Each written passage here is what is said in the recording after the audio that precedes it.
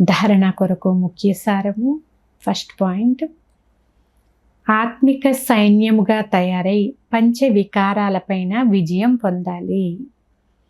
తప్పకుండా పవిత్రముగా అవ్వాలి. శ్రీమతమును అనుసరించి భారతదేశాన్ని పావనముగా చేసే సేవ చేయాలి.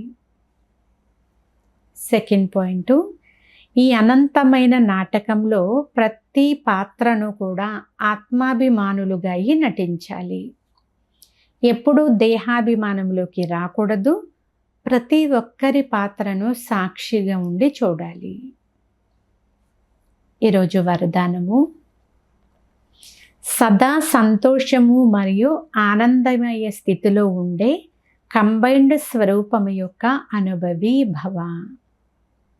సారాంశము, బాబ్దాదా పిల్లలకు సదా చెప్తూ ఉంటారు, పిల్లలు తండ్రి చేతికి చేతినిచ్చి నడవండి, ఒంటరిగా మాత్రం ఎప్పుడూ నడవకండి.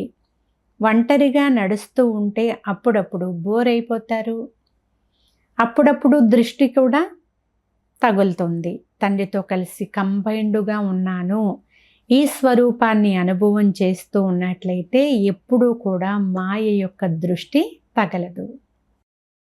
అంతేకాక తోడు అనుభవం అయినందువలన సంతోషముగా ఆనందముగా తింటారు. నడుస్తూ ఆనందముగా ఉండండి. మోసము మరియు దుఃఖము కలిగించే సంబంధాలలో చిక్కుకోవడం నుండి కూడా మీరు రక్షింపబడతారు.